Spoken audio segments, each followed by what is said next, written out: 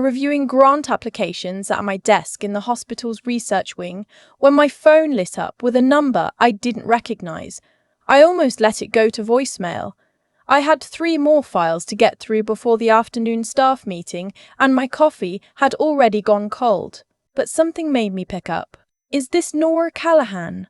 The voice was formal, careful. Speaking. "My name is James Whitfield. I'm an estate attorney based in Portland. I'm calling regarding the estate of your grandfather, Richard Callahan." I put my pen down. My grandfather had passed 6 weeks earlier. We weren't estranged exactly, but we weren't close either. He'd spent most of my childhood in Oregon while I built a life in Minneapolis. Cards at Christmas, a phone call on my birthday, 2 visits in the last decade. That was the shape of our relationship. "He left everything to you," James said. "The property, the investment accounts, and the trust." "What trust?" "The Callahan Family Trust.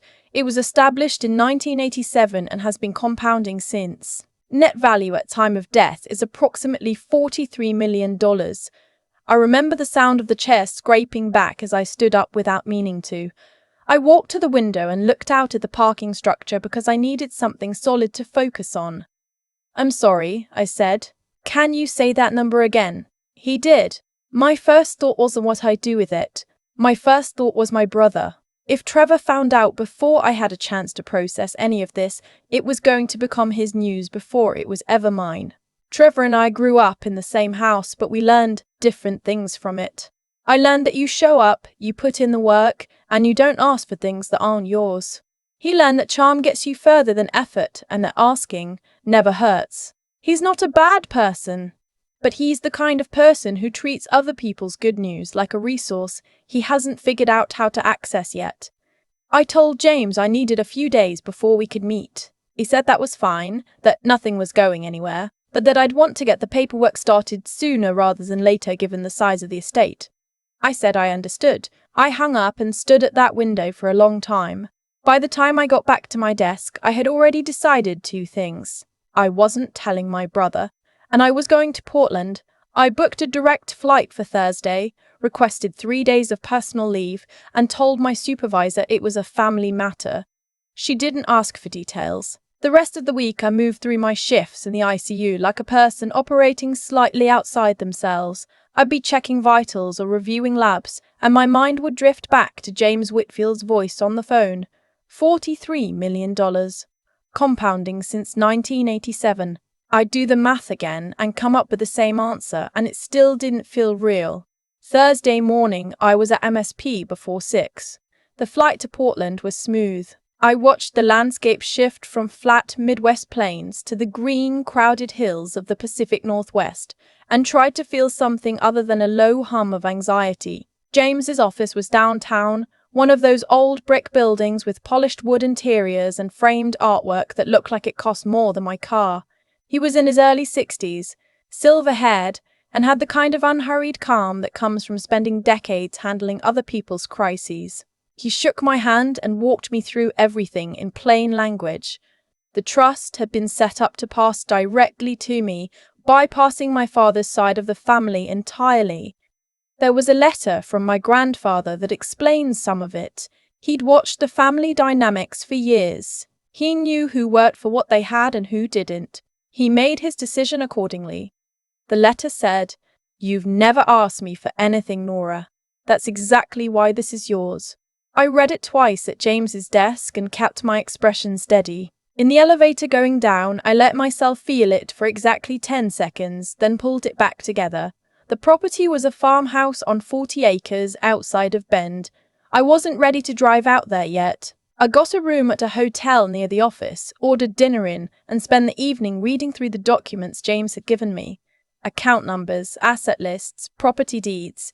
Everything was clean and exactly as described. By midnight, I had a clear picture of what I'd inherited and a growing certainty that Trevor was going to find out soon whether I told him or not. Families talk. Our mother still had lunch with her sister every other week, and our aunt had a loose relationship with keeping confidences. I called my closest friend, a nurse I'd worked alongside for 4 years named Reese, and told her everything. She listened without interrupting, which is one of the things I value most about her. How are you feeling? She asked when I finished. Careful, I said. She understood what I meant.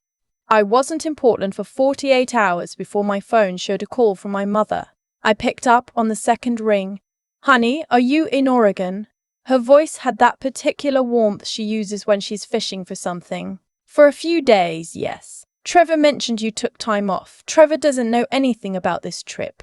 A pause. He mentioned James Whitfield's name. He said Grandpa's lawyer reached out to the family and he just wanted to make sure everything was being handled. James had called Trevor's household as a formality to notify all surviving relatives that the estate had been settled. He wasn't obligated to share details, and he hadn't. But my brother had put pieces together fast. Everything is being handled, I said. I'll call you when I'm back. I hung up before she could ask a follow-up question. The next call came from Trevor directly. I let it ring. He left a voicemail, his tone easy and conversational, like we talked every week. Hey sis, hope the trip's going okay. Give me a call when you get a chance. I've got some ideas I want to run by you. Nothing urgent. Nothing urgent. That's how it always starts. I called James the next morning and told him I wanted to move quickly on the paperwork. He said we could have everything signed by end of week. I said, let's do it. I also asked him to be very specific about confidentiality. The trust terms were filed with the county, so eventually the general public record would exist, but the specific numbers didn't have to be anyone's business before I chose to share them. He nodded. Your grandfather anticipated this concern, he said. He structured the trust so that the details of the distribution are not part of the public filing. I signed everything on Friday afternoon. James shook my hand and told me the transfer would be completed within 72 hours. I stood outside his building in the cool Oregon air and allowed myself one moment of pure, quiet disbelief. Then I went back to my hotel, ordered a sandwich, and started planning the drive to Bend. The farmhouse was exactly as I remembered from the one time I visited as a teenager. Wide porch, old barn, a creek running behind the property. The caretaker, a man named Ed who'd worked for my grandfather for over 20 years, walked me through the house room by room. Everything was in good shape, maintained, clean, full of the particular stillness of a place where someone lived with care for a very long time. I stood in the kitchen, looking out at the property line, and thought about what it would mean to actually come here. Whether that was something I'd ever do, or whether this would become a decision point I'd keep deferring. I was still in that kitchen thinking about it when my phone buzzed. Trevor. I put it in my pocket and let it go to voicemail again. On my last night in Oregon, I drove to a small restaurant near the hotel, ate alone at a corner table, and wrote out 2 lists. What I needed to protect and what I needed to figure out. By the time I paid the check, both lists were long. I flew home Saturday. Reese picked me up from the airport and we got coffee before she dropped me off. I told her about the farmhouse, the signed paperwork, and Trevor's unanswered calls. She stirred her drink and looked at me directly. He's going to show up, she said. I know. What's your plan? Get everything locked down before he does. I was back at work Monday. The ICU has a way of compressing everything else. You walk through those doors and the inheritance and the family tension and the unanswered calls compress into background noise because the foreground is always something urgent. I was 2 hours into a shift when my charge nurse stepped over and said I had someone waiting in the family lounge. Trevor. He was sitting in one of the chairs by the window, dressed like he'd come from something important. He stood when he saw me, opened his arms like this was a reunion. Nora. He smiled the smile he's been using since he was 12 to get out of things. You can't just show up at my job, I said. I know. I've been trying to reach you. He glanced around, lowered his voice. I heard about the estate. I wasn't trying to get into your business. I just want to make sure you're not navigating this alone. It's a big thing. I'm not alone. He sat back down and gestured at the chair across from him like we were meeting for coffee. I've been doing some research. There are people I know, financial advisors, people who specialize in exactly this kind of transition. Family money, trusts, managing that kind of liquidity without Trevor. He stopped. I have an attorney and a financial advisor, I said. I've had them for years. I don't need a referral. His jaw tightened just slightly. He recovered quickly. I'm not trying to interfere. I just thought, I know what you thought. I kept my voice low because we were in a hospital and I wasn't going to make a scene. I think you should head out. I'll call you when I'm ready to talk. He left, but I knew by the way he paused at the door that he wasn't done. I texted James that afternoon. My brother may contact your office. He is not entitled to any information and has no role in this estate. James replied within the hour. Understood. Noted on the file. 2 days later, I got a call from my mother. Trevor says you were cold to him at the hospital. I told him to leave while I was working. He's worried about you, Nora. He thinks you are overwhelmed. I appreciate the concern. I'm not. She was quiet for a moment. You know, your grandfather was hard on him. He never really got a fair chance with that side of the family. There it was, the reframe. It wasn't that Trevor had done anything wrong. It was that he'd been denied something, and now here was the inheritance, proof of everything he'd been left out of. Mom, I said, I'm not going to debate this. I'm not asking you to debate anything. I just think families should look out for each other. I agree, which is why I haven't made any decisions that affect anyone but me. She softened slightly. Just hear him out. That's all I'm asking. I said I'd think about it, and ended the call. I didn't think about it. The following Monday, I had a follow-up with James to go over the final account transfers. Everything was clean. He confirmed that the farmhouse deed had been officially transferred to my name and that he'd filed the necessary documentation with Deschutes County. We talked through a few remaining administrative details and I left his office feeling, for the first time since Portland, genuinely settled. It lasted about 4 days. Reese called me on a Friday afternoon when I was leaving the hospital. I need to tell you something, and I need you not to react in the parking lot. I stopped walking. What happened? Trevor called the hospital. He told the administrative office he was dealing with a family medical emergency and asked whether you'd taken extended leave recently. I stood completely still. They didn't give him anything, Reese continued. The front desk just confirmed you were currently employed. But he was fishing for whether you were on some kind of medical leave related to the inheritance situation, like if you'd had a breakdown or something. He's building a narrative, I said. I know. He wants it to look like I'm not fit to manage this. Reese was quiet for a second. What are you going to do? I went home and called James immediately. He listened carefully and told me this was not outside the realm of what he'd seen before in estate disputes. He said the key was documentation. If Trevor was building a case that I was mentally or emotionally unfit to manage the trust, the best counter was a clear, contemporaneous paper trail showing measured, competent decision-making.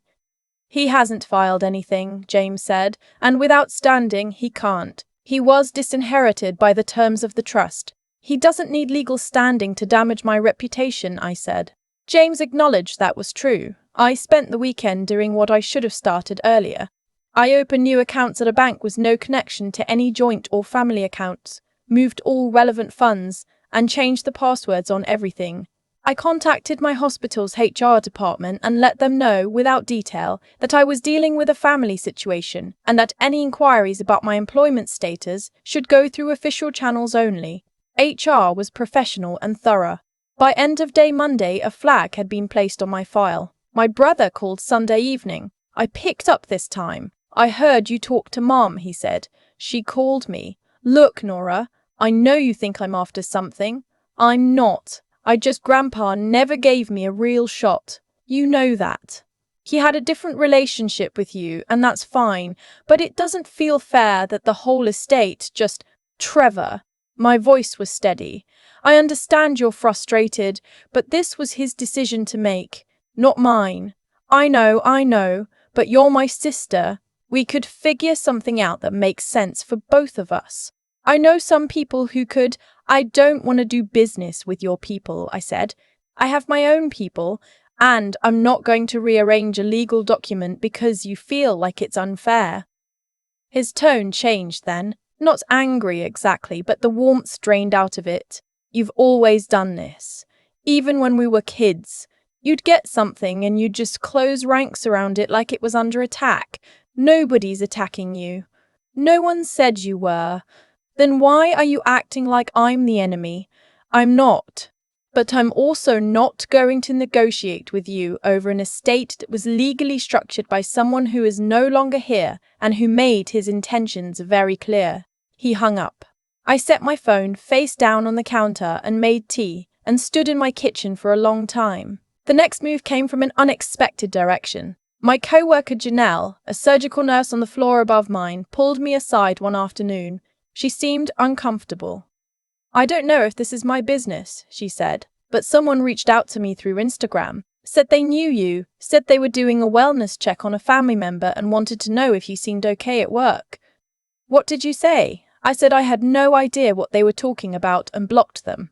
I thanked her. I asked her to describe the account. She showed me the screenshot she'd taken. It was a profile with a few generic posts and my brother's girlfriend's name as the handle. Trevor hadn't come directly this time, he'd sent someone. I called James. He drafted a formal cease and desist letter citing harassment and misrepresentation. We sent it to Trevor's address by certified mail. I got the delivery confirmation on a Thursday. He didn't call after that, but the silence had a different texture than before. Not resolution, strategy. A week later, I got a message through LinkedIn. A man named Ryan, who described himself as a wealth management consultant, said he'd been connected to me through a mutual contact and wondered if I might be interested in a conversation about trust diversification. His profile looked legitimate at first glance, but the mutual contact he cited was someone I'd met once at a conference 3 years ago, not someone I trust for a referral. I did a quick search. Ryan's firm had no Better Business Bureau listing. The address on the website was a shared office space in downtown Seattle. I forwarded the message to James with a note, connected to my brother. James had his paralegal look into it. The answer came back within 2 days. Ryan had done contract consulting work for one of Trevor's former business partners, so that was how it was going to go. I wasn't angry, I was focused. There's a difference and it matters. I spent the following 2 weeks doing what I probably should have done from the beginning. I sat down with my actual financial advisor, a woman named Linda I'd worked with for years, and we went through the trust assets in detail. We made conservative decisions about what to move, what to hold, and what to look at long term. The farmhouse in Bend remained in my name with no mortgage, and I hired a property management company to maintain it. I also called Ed, the caretaker, and let him know his position was secure for as long as he wanted it. He'd been there 22 years. He wasn't going anywhere, and neither was I in terms of responsibility to the people my grandfather had trusted. Reese came over for dinner one night during that stretch, and we talked for a long time about what this had changed and what it hadn't. My life still looked mostly the same from the outside. I was still at the hospital, still in the same apartment, still getting up early and making bad coffee and working through things one shift at a time. "Does it feel different?" she asked. "The security feels different," I said. "Not the day-to-day," she nodded. "Good different or just different?" "Good," I said, and I meant it. The quiet from Trevor held for almost 3 weeks. Then my mother called again on a Sunday afternoon, her voice tight in a way I recognized. "I need to tell you something before you hear it from somewhere else." "Okay." Trevor talked to a lawyer. She said it carefully, like she was placing something fragile on a table. "He thinks there might be grounds to contest the trust on the basis of Grandpa's mental capacity." I sat down slowly. "He says there's a doctor who treated your grandfather in the last year who might be willing to testify that he wasn't fully competent when he made the amendments. My grandfather had amended the trust 3 years before he died to make the language about my sole inheritance more explicit. He'd been 78 and sharp as anyone I'd ever known. He'd done it because he'd seen what was coming with Trevor." "Mom," I said, "did you know he was going to do this?" She was quiet for too long. "Mom." "He asked me if I thought it was fair," she said finally. "I told him I didn't know. And I said you'd always been fine on your own. I wasn't sure what to do with that." "I didn't tell him to do this," she added quickly. "The lawyer part. That was his own decision." "I know," I said, and I did believe her on that part. "I need to go." I called James immediately. He was quiet while I talked, and then he said, "I need you to understand that contesting a trust on capacity grounds is an uphill battle in Oregon. Your grandfather had a medical evaluation on file from the same quarter he made those amendments. He was assessed as fully cognitively intact. We anticipated this possibility. He anticipated it, I said. My grandfather did. He told me to document everything we could, James said. He said, and I'm quoting here, "Trevor is smart enough to try and not smart enough to win." Something shifted in me when he said that. Not grief exactly. Something more like clarity. James filed a response to Trevor's attorney within 48 hours, attaching the cognitive evaluation, the original and amended trust documents, and a letter from my grandfather's primary care physician. He also requested that Trevor's attorney identify their willing witness before proceeding. They never named one. 2 weeks later, Trevor's attorney sent a letter stating their client was withdrawing the inquiry. James forwarded it to me with a single line, "As expected." I printed it out, filed it in a folder I labeled the same way I label everything at work. Date, content, resolved. I called my mother that evening. She sounded tired. "He told me it didn't work out," she said. "No," I agreed, "it didn't." She was quiet for a moment. "I want you to know I'm not choosing sides." "I know, Mum, but I also want you to know I think your grandfather made the right call." That was more than I expected from her. I told her I appreciated it and I meant that too. I went back to Bend the following month. Drove this time, straight down 26 through the mountains, the radio on low, the windows cracked. Ed had the heat going when I got there and had left a casserole in the fridge without being asked. I ate half of it standing at the kitchen counter looking out at the back field. I stayed 3 days. I walked the property line twice. I sat on the porch in the mornings with coffee and watched the light change. On the second day I drove into town and introduced myself to a few people. The woman who ran the feed store down the road, the neighbor 2 parcels over who waved from his fence line. 40 acres in Oregon and a life in Minneapolis and a job I care about, and enough financial security to never feel the low-grade panic that had hummed under everything since my student loans. That was the shape of it now. On my last morning, I walked out to the creek behind the property. The water was cold and clear and running fast. I thought about my grandfather, who'd built something real over decades and made a deliberate decision about who he trusted with it. He'd been watching a long time. He'd made his choice carefully and quietly, and then he'd documented it so thoroughly that no one could take it apart. I thought about Trevor, who tried 3 angles and found each one blocked. I didn't feel triumphant about that. I just felt finished with it. I drove back to Portland, turned in my rental, caught my flight. I was in the air somewhere over Idaho when I finally let myself think about what came next. Not defense, not protection, just the ordinary, ongoing question of what to do with a life that had just gotten considerably more room in it. I landed in Minneapolis at dusk, the city lit up and familiar below the window. I texted Reese from the gate. "Back. Dinner this week?" She replied in seconds. "Obviously. You're buying." I laughed, and it was the kind of laugh that loosens something you didn't know was still tight. I got my bag from the carousel, walked out into the cold evening air and flagged a cab. My grandfather had left me something he believed I'd earned. Not just the money, the evidence across an entire lifetime that I was the kind of person who builds rather than takes, who holds things steady rather than cashing them out. I didn't inherit that opinion of myself from him. I built it the same way he built the trust. Slowly, quietly, without asking anyone's permission. The cab pulled onto the highway and Minneapolis spread out around me, and I thought about what it means to know exactly where you stand. I had that now. No one was taking it.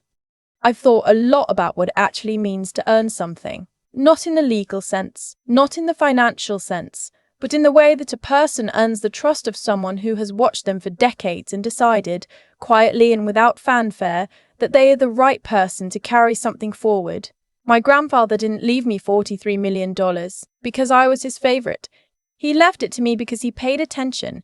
He watched me take out student loans and pay them back. He watched me work night shifts and not complain about it. He watched me build a life that didn't depend on anyone else's decisions. And somewhere in all of that watching, he made up his mind. What I keep coming back to is the letter he left. "You've never asked me for anything. That's exactly why this is yours. I used to think that not asking was just how I was wired, some personality trait I'd always had. But sitting with everything that happened over the past months, I think it's something more intentional than that. I think not asking is actually a practice. It's a choice you make over and over, every time you could reach for something that isn't yours and you don't. Trevor made different choices. And I don't say that to be harsh, because I know his version of this story probably casts him as someone who got left out through no fault of his own. But here's what I saw. He showed up at my workplace to charm his way into information. He sent someone to ask my co-workers if I seemed mentally stable. He contacted a lawyer to argue that a man who had written a letter and had a cognitive evaluation on file somehow didn't know what he was doing when he changed his trust. None of that is the behavior of someone who was wronged. That's the behavior of someone who had already decided they were owed something and was working backward from that conclusion. The thing about building something the right way is that it holds. The thing about trying to grab what someone else built is that it almost never does. Not because the universe is keeping score in some abstract way, but because the same habits that lead a person to cut corners and misrepresent themselves and send proxies to do their dirty work, those same habits show up in everything else they do too. And eventually the people around them notice. James noticed. Reese noticed. Janelle noticed. Even my mother, who tried to stay neutral as long as she could, finally said she thought my grandfather had made the right call. What I want to hold on to from all of this is not the money and not the victory over my brother's legal challenge. What I want to hold on to is the confirmation that slow, quiet, honest work actually means something. That showing up when it's inconvenient and keeping your word when no one is watching and building your own credibility instead of borrowing someone else's. That those things accumulate into something real. Something that can withstand pressure. I walked out to that creek behind the farmhouse on my last morning in Bend, and I thought about what my grandfather had built over a lifetime and why he trusted me with it. The answer was simple. He trusted me because I had already proven, in 100 small and unremarkable ways, that I was trustworthy. Not perfect, not extraordinary, just consistent. That's the whole thing, really. Consistency is its own form of strength, and no one can contest it.